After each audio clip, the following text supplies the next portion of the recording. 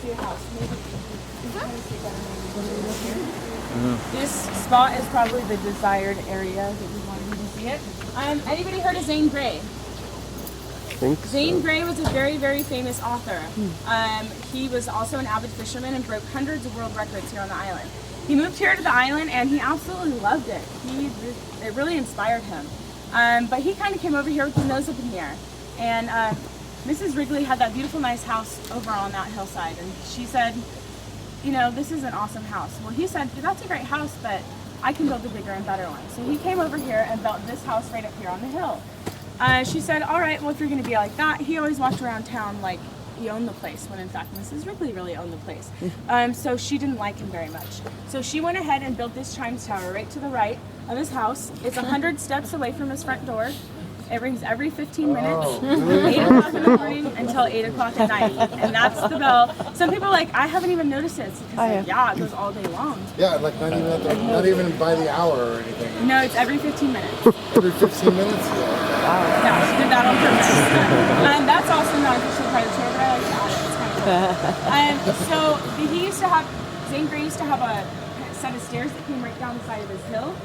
So he's seen walking across the street, going down those stairs, and when he's about halfway down the stairs, whoever sees us says most of the time that it appears that he's fallen. So they'll kind of like rush up and be like, "Hey, you all right?" He's like drunk and like falling down he'll the stairs. he'll be not there. So they say, you know, we saw the apparition, but when they get up to the stairs, they smell a really strong smell of tobacco smoke. And he used to smoke tobacco out of a pipe. So we're going to talk about different ways that ghosts manifest, or different ways that ghosts show themselves or appear to you. Obviously, the most popular is sight, seeing a ghost. You can see orbs, rods, whirling vortexes, which are like mists or clouds. Other one that we just are talking about is smell.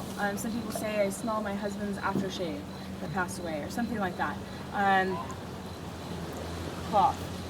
That's way off, huh? And so there's lots of different ways. They touch all of your senses. Also touch. People say, in one of our stories tonight, there's a lot of tapping of the shoulder in a certain area of this establishment. So there's lots of different ways that ghosts can manifest. So that's just two and one. Also, the fact that he does two different kinds of manifestations, two different types of activity, shows to us that he is an intelligent spirit. He knows where he is. He knows what he's doing. He doesn't do the same thing every time. Some people say they just smell the tobacco smoke. Others say that they just see him. And then others say that they see both. So it just kind of all depends. So that's kind of cool, an intelligent spirit. So for those of you guys that have cameras, start taking pictures. Make sure you have your flash on. You could very well catch it without your flash on, but it just shows up a little bit better. So you're just going to take pictures up towards the house, up at the hill towards the house.